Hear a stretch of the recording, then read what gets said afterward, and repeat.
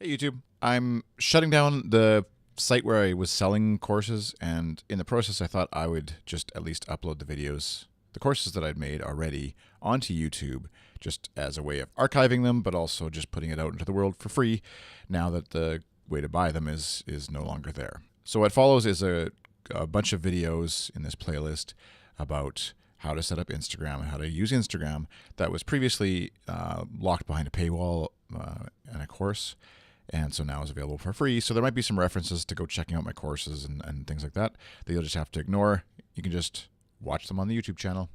My gift to you. Thanks for subscribing. Thanks for watching. See you next time. In this lesson, I'm going to cover some of the settings, and just kind of a bit boring maybe, but important to maybe run through some of the settings that you can choose and options you have in configuring your Instagram account. So along the bottom right, if you click on your little profile picture and then up to the top right and look at that gear icon, that's where we're headed. So first of all is basically inviting your Facebook friends and following your Facebook friends, people that you're already connected with on Facebook. Instagram wants to connect you here on Instagram. So you can do that if you so desire. And also, as I mentioned previously, you can also update your contacts and connect those from your phone to Instagram. So it'll find people with matching email addresses and connect you to each other. Next up is photos of you. And what this setting allows you to do is basically when somebody else tags you in a photo or you tag yourself in a photo, do you want it automatically added to your profile? There's a section on your profile where it shows you, I'll just go back here.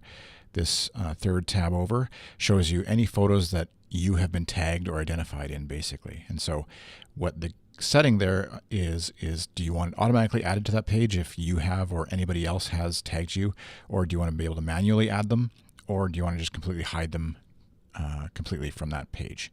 I leave it on add automatically, and then I can always remove yourself from them later.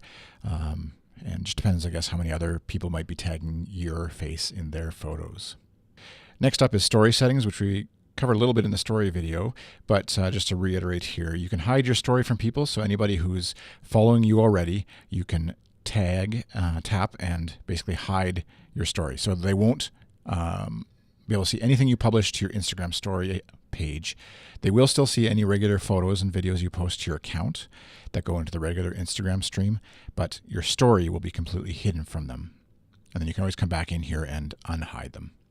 Next option is to allow message replies. So in an Instagram story, you can, at the bottom, you can send messages to the storyteller, and whether you want anybody to be able to send you a message, only people that you follow, so that you're sort of, it's verified who it is and who is sending you stuff, or just have it off completely, which may be appropriate for, if it's a personal account, or maybe a certain type of branding or promotional for a business where you don't want the option to send you messages to be there because you're not monitoring it enough to make it make worthwhile for them to send you a message there. I've left it on allow for everyone for now.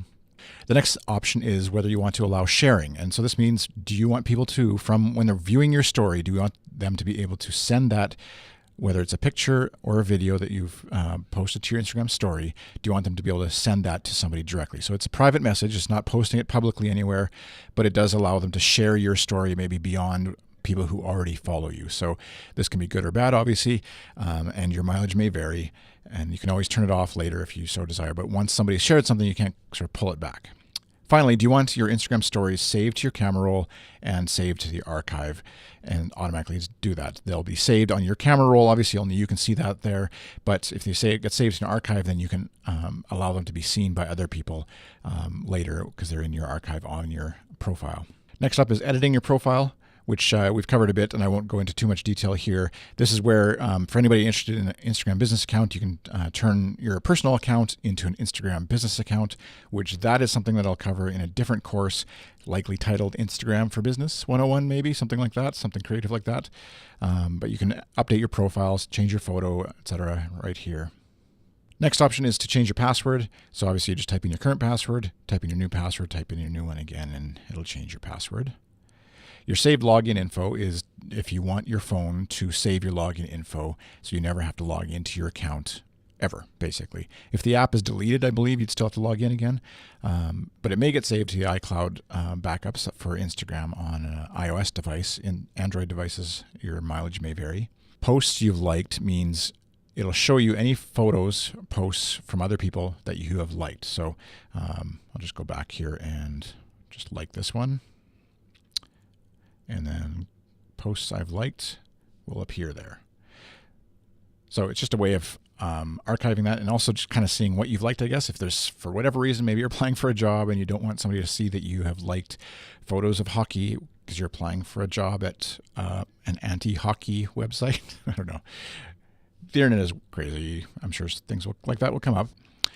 Two-factor authentication can be an important thing, where you would basically require, in addition to the username and password to get into your account. So if I was adding my account to a new device, I could also require a security code, two-factor authentication. So if I turn that on, it's going to need my phone number so that they can basically text me directly to know that it's me that's setting up the account. I'm not going to do that on this account right now, but that can be an important way to add just an additional layer of security to your account. Blocked users is I picked a couple people, my father-in-law and my uncle, just for fun, but basically anybody you've blocked. And so if you wanted to see who you've blocked, and if you remember why you blocked them or whatever, and maybe want to unblock them, you can tap through to their account and tap in the top right corner and tap unblock. Just had to have a couple of people there for example. Sorry if you end up watching this. And also, once again, you can switch it to a business account. I'm not going to do that right now. I'll save that for when I do this on a future course. Finally, the private account option is, I think I covered this in setting up your account, but just so you're aware, you can make your account private so that nobody who isn't already following you will be able to follow you again without your approval. So once you turn this on, it means all the photos you've posted already are private. Nobody new would be able to see them. And anybody who follows you and wants to follow you requests to follow you, basically, instead of just automatically following you without your approval. You can turn it off again, and then obviously any picture you post, etc., will now be able to be publicly seen, and you won't have to approve people following you. The linked accounts is basically where you could tie Instagram into Facebook, Twitter, Tumblr, etc., other accounts, other social networks, so that you can share your stuff, your photos, your videos that you post automatically to those services from the profile page. Contacts is, once again, asking you to connect your contacts. I think they kind of do it this way to hopefully trick you or just confuse you into eventually giving over your contacts, is my conspiracy theory. But language would allow you to change the language that your Instagram app is in. So push notification settings is where you can go in and choose and specify how and when you'd like to be notified about likes. So if it's off, then you never get notified. So notifications about that from people you follow only, or from everyone. Similar for comments, off, people you follow or from everyone. And if somebody likes your comment, do you want it off or from people you follow? And likes and comments on a photo of you. So if you've been tagged on a photo, do you want to be able to see be notified when somebody likes or comments on it? Do you want a notification of every follower that comes along? And when somebody else has allowed you to follow them. So if you have requested to follow their account because they have a private account, do you want to be notified when that is accepted? Do you want to be notified when friends join Instagram? So this could be somebody joining from another social network, Facebook generally, where you're already connected, and then they've joined Instagram, and then Instagram wants to alert you of that. Instagram direct messages is the private messaging side of Instagram. And do you want notifications when you get new messages? Photos of you, similarly again, if it's off, you won't be notified about any photos that are you're tagged in. If you want to be notified only when people you follow tag you, or if you're fine with everybody. And do you want reminders? Do you want Instagram to basically remind you if you haven't seen notifications yet, kind of just pestering you if you haven't checked in a while? And do you want to be notified for people's first posts or stories of people that you know, that you follow, or just everybody, or off? And do you want product announcements from Instagram on or off? Do you want to be notified and see when your videos that you've posted have been, how much they've been viewed? Do you want locations? If there's a location near you that Instagram thinks is noteworthy, like it'll generally pick up my city, do you want it to notify you of that when stories have been posted to that location? And do you want to be notified when support requests? They're kind of going overboard in a good way, I guess, to allow you to be very specific with which kind of notifications you want to see from Instagram. Support requests and live videos. Do you want to be notified when a friend watches or starts a live video? And then do you want to be notified of what the results are from your story polls. So I'm going to change that to everybody just for fun. Next is similarly email and text, SMS notifications. Do we want all of these on or off? Research emails, reminder emails, product emails, news emails, and text messages. Cellular data use is handy for if you have a smaller data plan on your cell phone and you don't want Instagram to pre-download videos only with things that you actually want to watch, and pre-cache photos and stuff from accounts you generally check, those kinds of things. It'll make it the experience take a little bit longer to actually view some of those stories and videos and things like that, but it will use less data and only the data that you're actually choosing deliberately to use. Finally, almost, the comment section allows you to choose whether you want to allow comments on your photos that you post or videos that you post, not your story, but just your public or your photos that you post to your account from anyone, just people you follow and their followers, so kind of like the second level of circle of influence, just people you follow or only my followers. So the difference being I choose to follow somebody is one group, or I can choose it just for the people who followed me. So not random people who just, say, find a photo with a hashtag that I've used and then want to comment. So it allows you to, as your account maybe grows in popularity and you want to sort of lock it down a bit, but still be public, that's one way to eliminate some of the harassment from folks. And again, you can block comments from people. If I had somebody on here that I had blocked, they would appear in that list.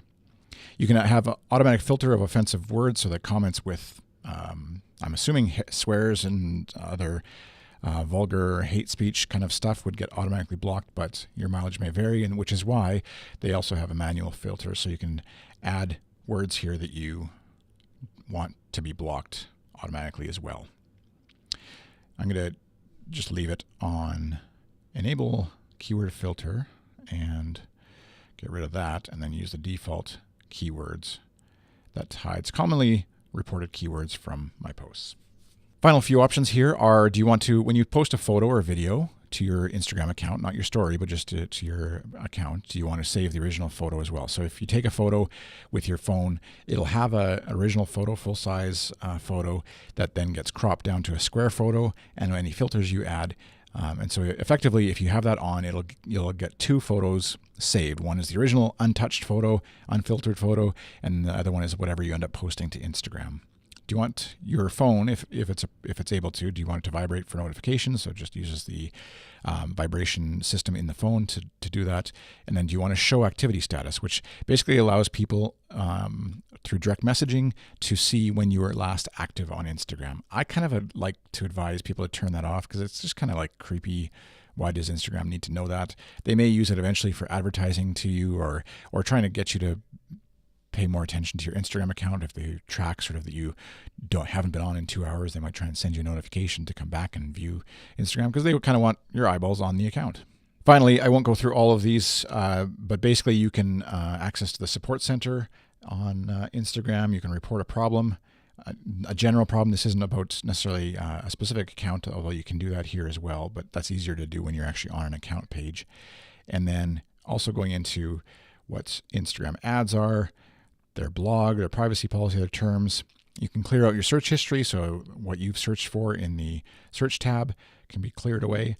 And then also, this is where you would, like I said at the very beginning in the first video, you can add an account. I can log out of this particular account that I'm in right now. I can also log out of all of my accounts on Instagram that I have installed. So that's settings. A very quick but and dry run through all of the settings on your Instagram account as of early 2018 anyways.